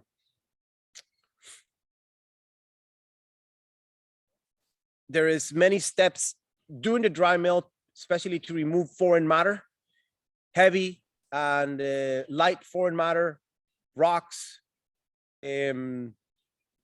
twigs, remnants of jute shacks, etc. that are here. They're known as the pre-cleaners. There's significant effort in pre-cleaning the coffee, as we can see here. And then we're going a little bit faster here for the sake of time. These are rocks. I jokingly tell the dry mills that they should sell rocks instead of coffee, because all these sacks right here are actually rocks that have gone through the system and that are eliminated before the haulers, which is very important for the integrity of the haulers. And not only that, for the quality and safety of our product. Coffee is then mechanically dehulled through abrasion. As we can see here, where the parchment is separated and the green coffee continues to be transferred through density sorting. As we can see here, density and size. It's a combination of density and size based on the quality of the coffee. Many steps are taken to ensure high quality of coffee. We then end up in the color sorters, computer vision color sorters, where we're mainly sorting for defects, size, external color, and other attributes if needed. Basically, the Specialty Coffee Association regulates the amount of defects that can be present in a specialty coffee, and you can have less than 5 defects in each batch. Defects are seen in my hand here as brown, chipped, affected by insects, and so on coffee, which is undesirable for the coffee industry. And last but not least, coffee is weighed, bagged in different sizes depending on the country of consumption, and then shipped to consuming countries, where we're typically going to go to the next step, which is roasting. I just wanted to show this. This is the parchment, by the way. The parchment is also collected. We're talking about implications, environmental implications. If you remember the drum dryers or the guardiolas, this is the fuel that they typically use. So this is typically transferred back to the wet mill, where it's used as fuel. Now we'll look at the roastery. This step was never taken into account in any of the previous studies. We start with 15 units, as I indicated, and we'll see with how many units we end. Basically, after those 15 units, and we make extractions using different hypothetical scenarios, either espresso, drip, or cold brew, around 10% of the coffee is spent grounds, and only 3% of the coffee beverage is consumed. So, in other words, from 100 units of coffee, a maximum of 3% is actually consumed by humans using this method. We can see that during the pulping phase is where we lose the majority of mass, and then this varies throughout the multiple locations of processing. But what are the overarching findings of our study? First, byproducts, lower quality products, non-exportable domestic consumption is around 97% of the coffee bean, and only 3% is export quality and consumed by humans. Most importantly, mass loss during the pulping and drying are the largest causes of mass loss in the post-harvest processing. That said, previous laboratory studies have underestimated the amount of product that is lost during the pulping. It seems as if it is a small percentage because it is only 5% less. But if we take into account the wash processed coffee produced, this is around 650 million kilograms of pulp, which is important in terms of environmental implications and others byproduct uses. Findings, of course, coffee pulp can be used for compost, energy production, food and beverages, biomolecule extraction, flour and water cleaning agents, which we are all currently evaluating as different alternatives, as currently it's mainly only used as compost, and or the majority of it is actually a contaminant in the environment. Mucilage known as honey water represents around 1 billion kilograms annually. None of it is actually utilized at this point. The majority is pollutant in the world, which is a big environmental implication. And therefore, finding a use for that mucilage water would be incredibly advantageous for the coffee industry. Coffee parchment, or we know as whole, this is currently composted or used as energy, but the overarching majority is still landfills and acting as contaminants. Spent coffee grounds, which represent around 5 billion kilograms annually, it all goes to landfills. I know of nobody that is actually utilizing this at this time. And I think this is an important implication, especially because many soluble solids are left behind once we've extracted the coffee. Actually, there's up to 45% of the soluble solids that are left behind, which are beneficial compounds and other non-soluble compounds that could potentially have uses. I've left in my presentation some references in case you're interested. Please look into those. I've shared the presentation with Mrs. Liana here, and I'm also happy to share the article if needed and more information if you desire. And with that, I open the floor for questions if there's any time, and I thank you for your time and very interesting and thanks invitation. Thank you, Dr. Irvin Gonzalez. Such a solid, strong company coffee there. Here we're going to get that level just yet for this time. Thank you. So for the next presentation, before that, can we continue to finish all the presentation before going to the Q&A? So I guess this is time for Dr. Roger Norton and Eric Brenner to give their presentation. You can collaborate between two of you, or you just want to go through with the previous PowerPoint? Sure. So do you have the PowerPoint? Do you have the PowerPoint? Yes, we have. Okay. I'm going to let you share, but what I'll do is I'm going to give you a brief introduction of what is it that we do, and then I'm going to let Dr. Norton kind of give you the overall summary of the project that we just completed in Central America for the 3 northern triangles. But basically, the Borlaug Institute is part of the Texas A&M agriculture system, which is one of the biggest universities, agriculture universities in the world. In the Borlaug Institute is kind of like the gateway for international projects, where we, through USDA or USAID, we apply for funding and we implement development projects in all over the world. And that's the history of the center goes back after the genocide in Rwanda. One of the projects after the genocide, there was a need to work with the women, since many of the men were killed because of the genocide. And it was decided that coffee production would be it, since it was already available, but it needed some work to increase quality. After the project ended very successfully, we realized that there was a need for doing some research in coffee, very needed, because some of the research that is done is very isolated. For example, Colombia and Brazil, they do a lot of research, but they don't share that research. It's usually very well kept, and understandably why, but many fresh coffee farmers around the world do not have access to that research. So out of that necessity, the World Coffee Research, WCR, was created. And WCR was created as a project in the Borlaug Institute, and eventually it became its own independent organization. And the Center for Coffee was created in 2016 for us to continue our work in coffee. We have 7 coffee projects under our belts. And the idea is not only to help the coffee farmers, which is most of the work that we actually do, but also there's a focus to educate the public in coffee consumption. And the reason is that most of the people, and Dr. Irwin might be able to testify to that, that a lot of people have no clue what specialty coffee is.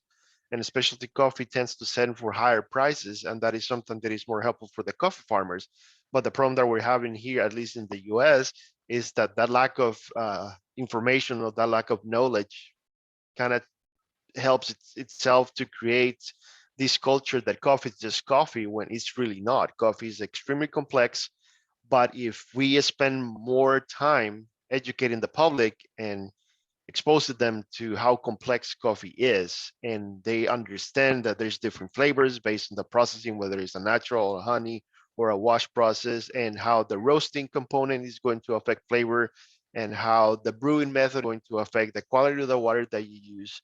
So bringing that to the attention of the public is going to open their perception, and as an informed consumer, they're willing to spend that additional amount of money when they buy coffee, because they understand that extra money they're paying is because it's a higher quality, and that higher quality based on that additional payments that you're doing is going to be reflected to the farmer, where the farmer is making additional incomes. It's increasing their incomes. And from some of the classes that we teach, we drive the point to the students that an additional $1 a day for a coffee farmer, it's a huge difference, where they can send kids to school, can help with medicine, transportation. So changing that perception is incredibly important. So with that said, I'm going to let Dr. Norton take over and explain more in detail what is the coffee project about. And so, Liana, if you have the PowerPoint presentation, please go ahead and share it.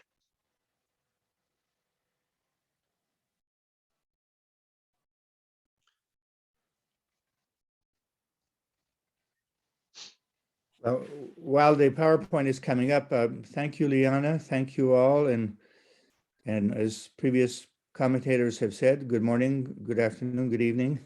We appreciate your willingness to be available at all hours, depending on where you're located. It's a very interesting initiative on the part of Dr. Liana and the whole team, excuse me, whole team in Indonesia. I just want to say, by way of background, the Borlaug Institute is now 39 years old. We've had a lot of work in many countries in Africa and Asia and Latin America through the decades, focused mainly on smallholders, but with all kinds of crops and even livestock products. We had a project in Indonesia quite a few years ago now, in association with Taiwanese entities for vegetables. So we have a little background there. We've worked in Timor-Leste. We've worked in a number of other countries in Asia, including currently in Uzbekistan and Kazakhstan. But a lot of work in Africa, even more countries, and in Latin America. As Eric said, we have had now 7 international coffee development projects. Actually, the only university that has had anywhere near that many international development projects. 3 in Africa for coffee, 3 in Africa and 4 in Latin America. And these have been projects focused mainly on training, including in cultivation and also the processing that Dr. Irwin talked about. Especially that was an issue in our Rwanda projects. But we've also worked a lot on genetics. And we have had a varietal trials project in 9 countries in Latin America, funded by USAID.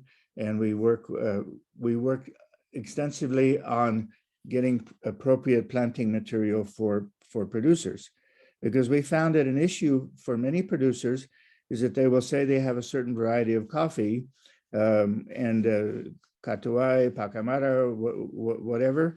And if you look at it, it's really not, it's only 40% that or 60% that genetically, because the low quality of local plant nurseries, and the fact that farmers, of course, have inherited seeds over time from their predecessors and from neighbors and so on. So we've emphasized helping farmers to obtain access to genetic purity, planting material of genetic purity. In this resilient coffee project, it covered Honduras, Guatemala, and El Salvador, and it was highly participatory. We don't believe in doing research behind fences and closed doors.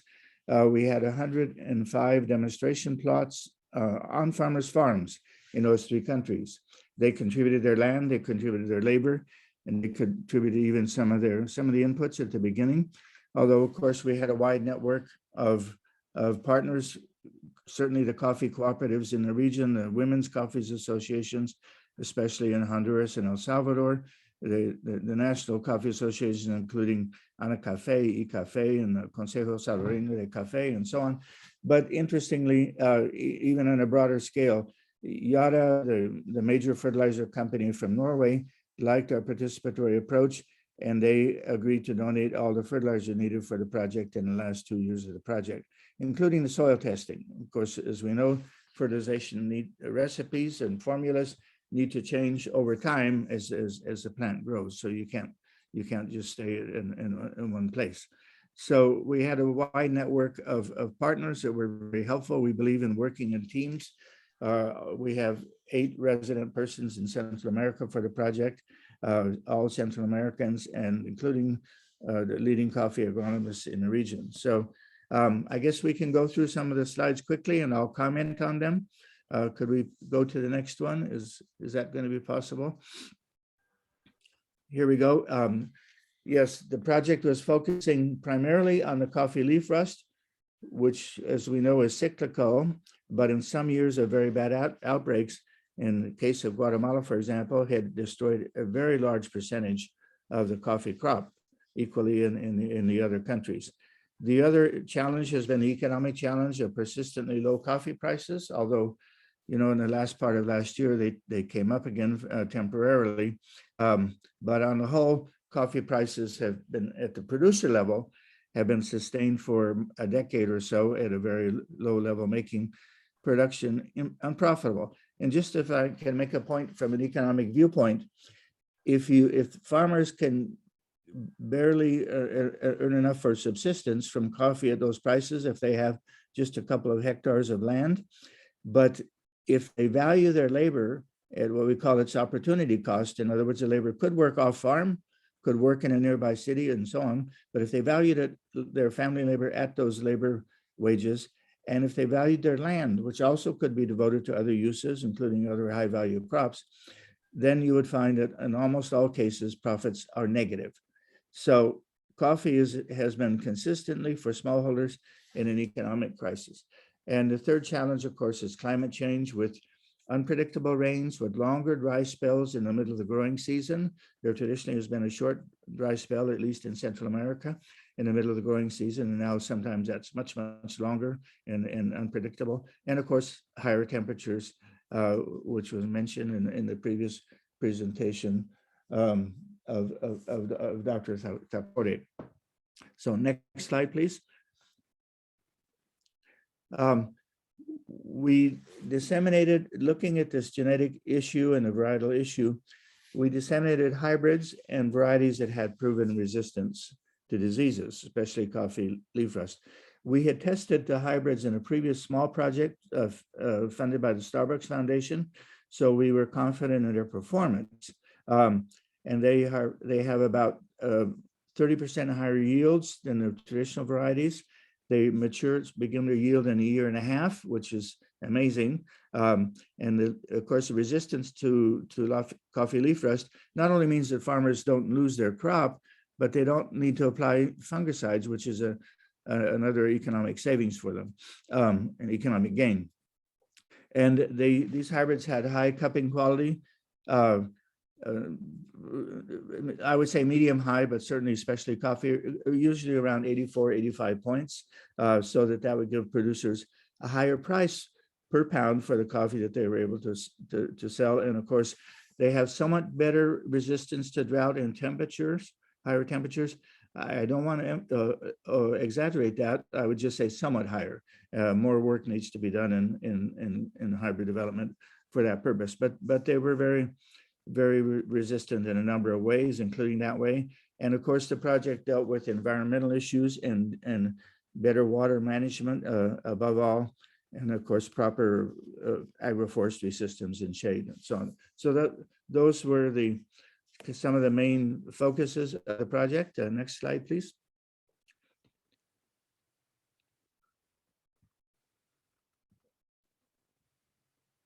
Can we move to the next one? But I can just continue without them. Can you please move to the next slide?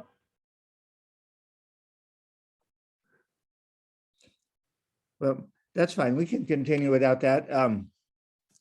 But of course, you know, the project, in a sense, was training, although it was participatory demonstration and evaluation of the performance of these hybrids and other varieties.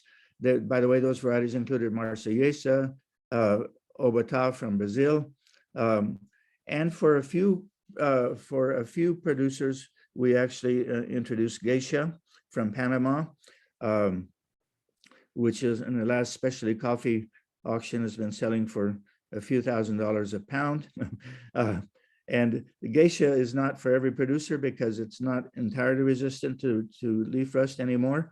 And it also requires higher altitudes and is more delicate in its management. But for about 12 of the 105 demonstration plots, producers had the right conditions and were interested in geisha as well. So we introduced those other varieties also. And when the project got underway, Nestlé also liked the participatory approach.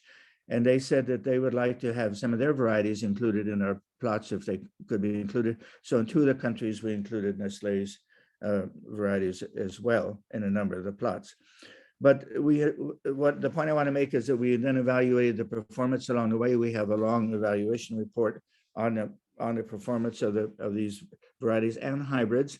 We wanted to know how they performed in different ecological conditions, agroecological conditions, and all of them were actually, all areas showed very good performance.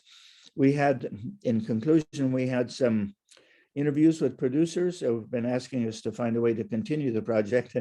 Many of them have been asking us that, but we interviewed them on video, and we asked them just to tell us about their experience with these hybrids, which were called, by the way, I should have mentioned their name. They're called Centro Americano and Milenio. We didn't give them any prompts or any suggestions. We just said, tell us about your experience.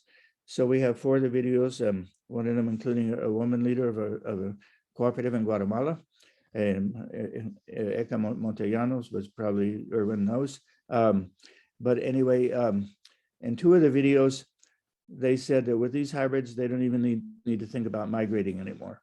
And of course, migration out of that region has become a political issue as well as an economic issue. But the point for the Borlaug Institute is we want to help them create sustainable living, better living conditions where they are. And the migration is a byproduct of not having adequate living conditions. We calculate that on average, producers are earning 40% more in net income from the cultivation of these hybrids, 40% more per hectare. So it's the contribution in economic terms in confronting the economic issue is also very, very strong. We want to continue this in other ways. We did emphasize also crop diversification. Food security issue is, of course, very important, but also risk reduction. So we had training in crops like passion fruit and lemongrass, and also beekeeping, which is a very important complement of coffee, obviously for the pollination question, but also the honey is quite an important source of income. We did training of youth in business management, which is another important issue. And we also started to scratch the surface in this coffee byproduct that Dr. Irwin mentioned, coffee pulp, which is also known as cáscara de café, which is the Spanish for it, but even in the English-speaking world, they're using cáscara, or other times they just say coffee cherry pulp. But it is, Starbucks, of course, is marketing it as a tea, so it does have a pretty significant value. One of our cooperative partners which produces specialty coffee, therefore gets a higher than average price for coffee, also started selling the cascara, and they got a higher price per pound for cascara than they did for the coffee itself. So the potential to increase the economic returns and economic yields to producers is quite high, and that's something that we're pursuing now in our continuing work. So in many ways, I mean, it was clearly very successful for the participants. They want to continue, and oh, I should say that many of them are actually buying this hybrids on their own now, and they're also replicating the training that we gave for their own membership in the case of cooperatives. So it was successful, but it also opened a number of questions. We need to do more on developing climate change resistant varieties or hybrids. We need to do more in managing the byproducts of coffee. We need to do more in training youths in business management and developing business plans and things like that. So the project also pointed the way to things that need to be done at the level of the producers. Now, just to conclude, I want to say with the coffee center here, which is Eric and I are moving ahead with other initiatives, and in addition to our work with the now 7 projects in developing countries, where our 7th one happens to be now underway in Honduras only, a training project for coffee. In addition to that, we're doing more work on the value chain. We have, with the support of a coffee company that's made donations to us, we're actually carrying out now a study on consumers' willingness to pay for specialty coffee. As Eric commented, 95% of the public at least doesn't even know that specialty coffee exists. But if they're shown that it exists and are willing to pay more, that of course benefits the producers enormously. And we're evaluating not only their willingness to pay for the coffee, the flavor from their viewpoint of the better coffee, but also 2 different messages also, because on the packages, sometimes the coffee package will say that this coffee is produced in an environmentally friendly manner, whether it's bird friendly or otherwise, and it also treatment of the labor is very good. We call that the ethical pillar. So how do they respond to that message? Does that make them willing to pay more, and how much more? And then the other pillar is a social pillar, talking about origin and the farmer himself or herself and their family, and what they're doing with the additional income from specialty coffee for their family and so on. So are they willing to pay more in response to the social message? So those are things that we have underway. It's a nationwide project. We're starting it in Texas, and we tested it in local coffee shops here, tested the methodology. It's a fairly well-established methodology in the economics profession, but of course it has to be adapted to each circumstance. So we're adapting it to that circumstance here. We're also working with a coffee company that wants to develop new cold brew coffee products, and other things along the value chain, including traceability, which is also not sufficiently developed in most cases of coffee growing. So those are some of the new initiatives that we have with the Coffee Center, because we want to go from our base of working with producers in developing countries all the way through the value chain to the consumer level, because so much needs to be done. To conclude, I would just say that, and referring to California again, by the way, I am a native Californian, although I reside in Texas at the moment. The wine industry, the coffee industry in the US is about 50% bigger in economic terms than the wine industry. But in the wine industry, there's about 5 times as much research as there is in the coffee industry. So much more needs to be done. We're happy to see what UC Davis is doing. We want to join forces and add what we can to research, as well as to the training and teaching. As Eric said, raising awareness for the public is also very important. So we're giving courses, setting up courses, including on coffee pricing issues for the general public. And also we're not in a position to do it yet because we're just starting these initiatives, but to be teaching certified courses for people in a coffee profession. In the meantime, we're giving certified courses starting to give them in Honduras with certifications from the Texas A&M system. They're not academic degrees because those, of course, those people are not enrolled in the university, but we are entitled to give our system certifications for completion of courses. So we're doing that training, and we feel that, for example, throughout Latin America and Africa and Asia as well, if smallholders can gain knowledge from the modules, whether it's quality control, whether it's better harvesting, whether it's better processing, whether it's better climate change oriented cultivation, etc., whether it's managing plant nurseries, coffee nurseries, etc. If let's say young people from smallholder families can enroll in one of those modules and gain the knowledge, and also gain the knowledge from the certificate, from Texas A&M University, which is very well known, especially in Latin America, that will help them get a much better paying job. So that will be another contribution to their livelihoods. So we want to, the training is really important, we feel, not only for the knowledge component, but for lifting livelihoods, and also training in the US, both for professionals and education for the general public. So that's our vision at the moment. And we, the university has given us space for a new coffee laboratory, and we're working on that. So in many ways, we're initiating a new phase of our coffee center and expanding our work from the base of work in the developing countries to the whole value chain. Thank you very much for hearing us out, and we welcome any comments or questions. And again, congratulations to Liana and to everyone for this organizing this marvelous event. Thank you, Dr. Jonathan. I'm sure we have several questions for your presentation, but before that, let's have a last presentation from Professor Julian Hayes. He has prepared a Zoom recording for us to be heard here. Bapak Yazid, can you please play the presentation? Can you make me a co-host? Okay, then I will. Okay.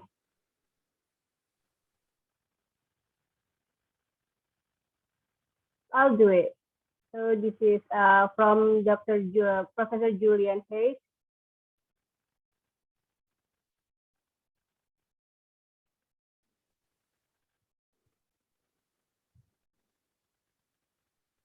Is it me or you, Yazid?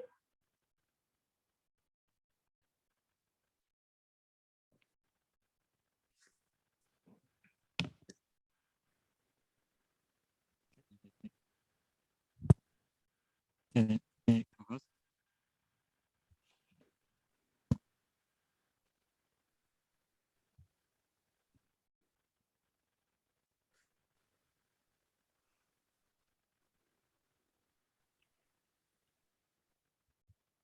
Yazid, I cannot play the presentation. Yes. Can you make me a co-host? Oh, okay. Please. Thank you. Oh, sorry for that.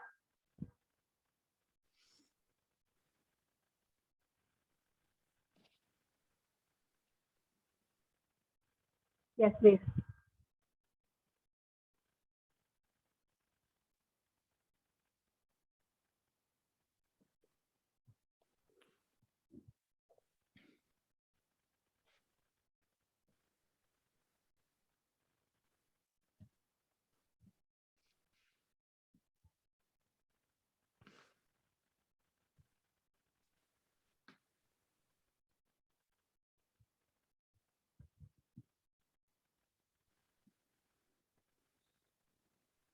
We cannot hear Dr. Julian Hayes.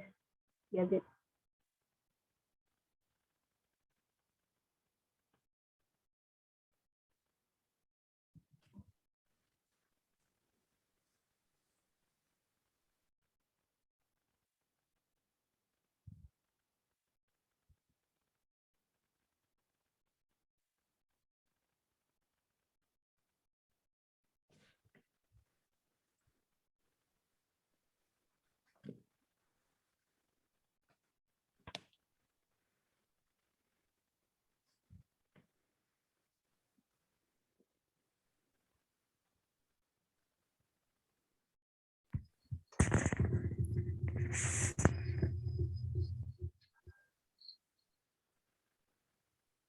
You want me to share the screen?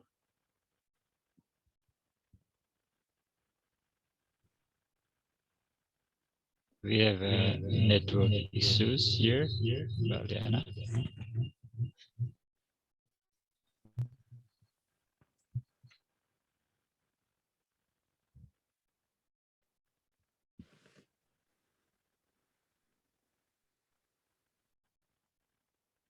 I'm sorry.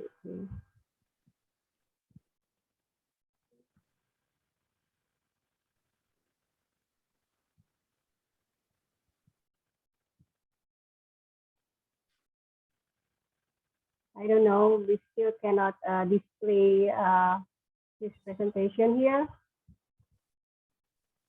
Is it any thoughts about this?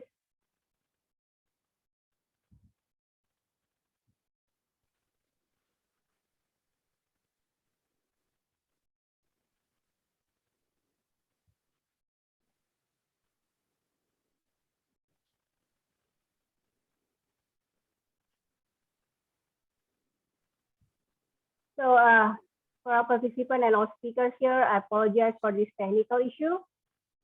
We've been trying hard since this morning for this problem, and still we have it here till now. So okay, we will try it later. And now we open for a Q&A. All participants as well as speakers can ask questions. Like participant can ask questions to all speakers, or even to Lasingan and Agri-PC for our coffee program. So please, anyone who will ask questions, just raise your hand or type in the chat box. Thank you.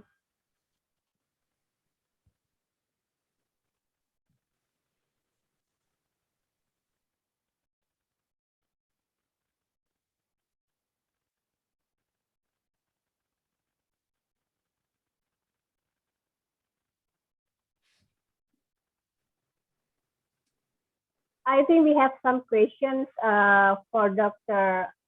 Irwin Gonzalez and Dr. Renu Katakur. I will send this questions to them directly, and hopefully we'll get the answers, response from them soon. So any questions? Yes, Mbak Liana. I have one question for Pak Roger. Hello, Pak Roger, can you hear me? Yes, yes. Yes, very happy to meet you tonight. It's almost 12 midnight here in Lombok time, but on your Yes. side probably still in the morning, right? Right, right. Yeah, thank you very much for your great presentation. I wonder, from your presentation about the Central American coffee producer, they have a problem, face a triple crisis, if I'm not mistaken, you have mentioned. I wonder what will be the lesson learned for the Indonesian coffee producer here, so that we can find the right solutions, because I'm working for the government. So always in the back of my mind, I'm thinking about what will be the appropriate government policies so that we can make the coffee industry sustainable in the long run, as well as thinking about the local farmers as well, so that their livelihoods can be sustained over time. And also we know that the global value change is quite long, but you also mentioned that probably is there any ideas where we can shorten the value change, then the benefit can be shared. I mean, we cannot say it's share equally, but at least benefits local farmers. Yeah, I just one thought in mind about what we can learn from the case of the Central American coffee producer. Yeah, thank you very much, Pak Roger. Well, thank you very much. I actually I did some work in Indonesia myself on a personal level, long time ago in Yogyakarta, actually with the university there. working on some economic models for agriculture.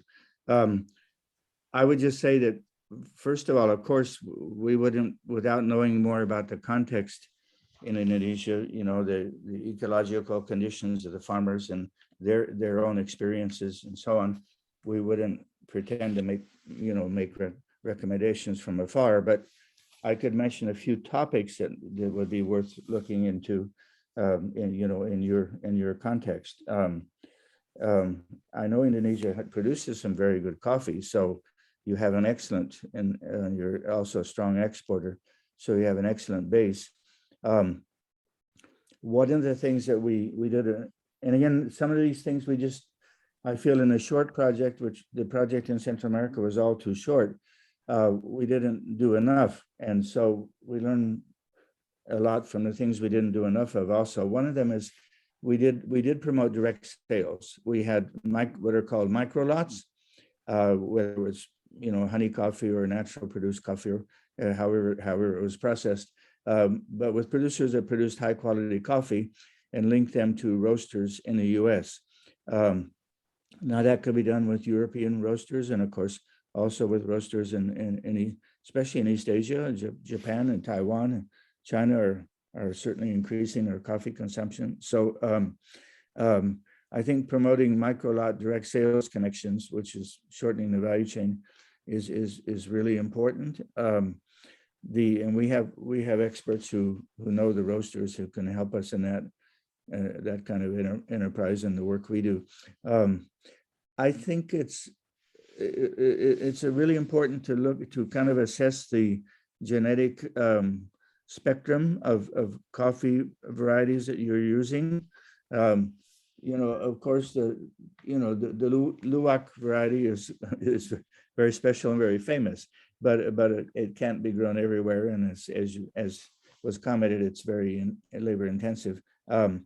But apart from that, it's important to look at how resistant these varieties are to diseases, and try to introduce varieties that are more resistant, or hybrids. And hybrids, let me emphasize, are not GMO. These are just plant breeding products, hybrids, that as we found can be highly resistant. And we know that there are others that are under development that have been tested as well. So not only the ones we used. So that can be very valuable to producers for both avoiding disease problems and also eliminating the need to spend so much outlay on pesticides or fungicides in particular. So the genetic aspect is important in establishing plant nurseries that can give certified genetic purity of their coffee seeds and coffee seedlings, because often it's the seedlings that are purchased from the nursery. So establishing high quality nurseries is really, really important, because of course with better genetic purity of good varieties, you get higher yields as well as more resistance to diseases, and you get good cupping quality.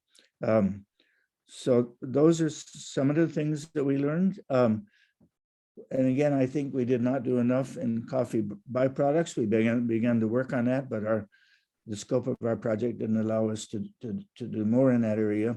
But I think training, working with coffee groups, producers associations, cooperatives in training, and so that they can replicate the training, is a very important approach. On environmentally friendly management, and also for their own protection.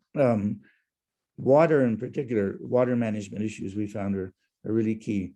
Water capture, water retention in the soils through materials, organic materials that are left in the soils.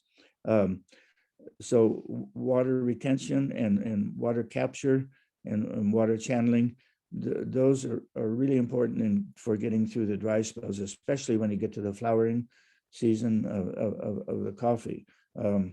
So that kind of training and even investments in what we call micro watersheds for groups of farmers And there the government can play a very key role too in identifying the micro watersheds that are most relevant in the most appropriate hydrological ways from a viewpoint of hydrology of capturing the water in the micro watersheds and retaining it and then distributing it to the farmers.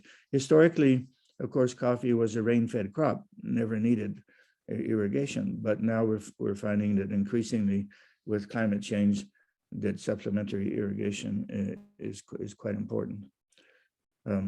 Well, maybe I've said too much, but those are some of the things that might be relevant.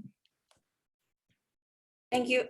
Thank you very much, Pak Roger. Very important and useful information for us here. Thank you. So Ibu Suryani, Dr. Rojan has answered all your questions, right?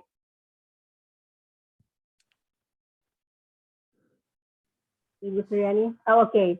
Dr. Rojan, I have a question related to the coffee, environmental friendly coffee packaging. Have you run this kind of this research and identifying what kind of material that fits this criteria as environmental friendly coffee packaging? I'm sorry, I didn't quite catch all that. What kind of material are we talking about? If you have run research for this environmental friendly coffee packaging and identified, what kind of material used coffee for it? packaging. Yeah, no, we haven't done that. That's very important. we haven't done that. Yeah, you know, in agricultural research in general, if you look at just crop, it's normally crop research, you know, with plant crop specialists and plant geneticists and so on, which is fine, which is important, but they don't look at the other aspects of the value chain, and handling and packaging and processing, of course, are extremely important. So yeah, you know, we have a coffee company here in Texas that is donating part of the proceeds of their sales to our coffee center, so helping support our activities. And on their packaging, they're putting Texas A&M on the package and so on. So they produce the packages that way, but basically they're produced in China and then shipped in bulk here. So we haven't gotten into the environmentally friendly aspect of that, but that's very important. No, we haven't done it. Oh, okay. Thank you, Dr. And one more for your information here to our participants and also speakers. The seedling nursery management as well as the genetic purity is one of our focus now, as we are in progress building our seedling nursery, and we are trying to collect our parental tree, coffee tree here, which is Andung Sari, and hopefully by next AgriCamp event, we can give any progress or update for this work. Excellent, excellent. So other participants, any questions? It's still early.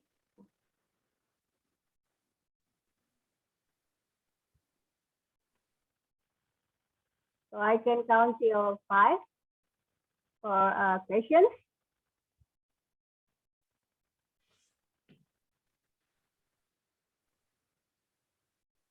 Yeah, I guess I don't know. I don't want to say that maybe language is also a barrier here because almost all participants from Lombok.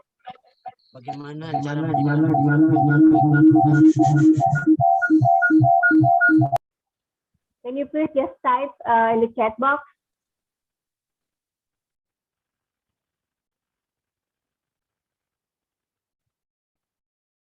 For participants, can you just type it in the chat box?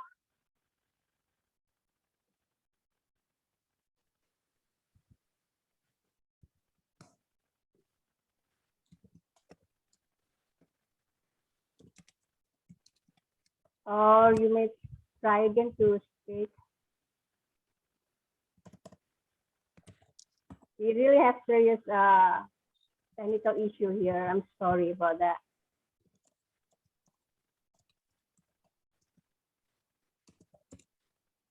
No more questions? You sure? So let's try again to end the presentation from Prof. Julian. Hopefully it will work now.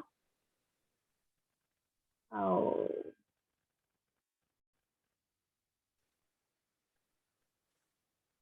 Yes, still, we cannot display his presentation. Okay, well, so I think we all agree that timing is our limitation. As for this talk, I think we are at the end of it. But before that, please, we have Bapak Munir say a word or two for all of us. Bapak Munir, please.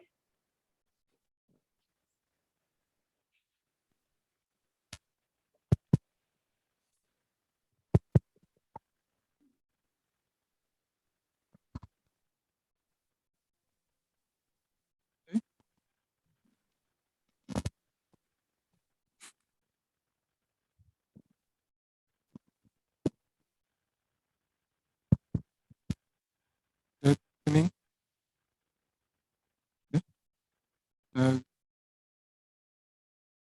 Speakers, I'm Munir Ubaidi, founder of AgriTC.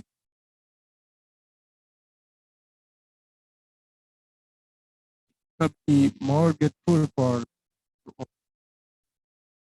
here, and on behalf of AgriTC, to sincerely thank this that in this. We especially thank to the governor of Barat for their tremendous support for this program. To all amazing speakers, participants, and partners who are willing to learn together on their knowledge and horizon and skills in farming management, I thank you so much. We believe that this one small step we have today will bring a massive impact for our in the future. And for this reason, AgriTC will ensure to keep working together with farmers. Again, thank you, and I'm very proud to welcome you all and more participants to the next AgriCamp to share updates and progress based on what we agreed upon today. Thank you. Thank you, Bapak Munir. All right, before I end this meeting, actually, let me personally thank all of you here for your capability and impressive contribution for Lombok Coffee towards the global coffee industry. I wish everyone a wonderful and relaxing weekend. See you hopefully in person for the next AgriCamp chapter. And for Dr. Roger Nato, thank you so much for joining us today. So bye. Now I would like end the meeting. Bye. Bye.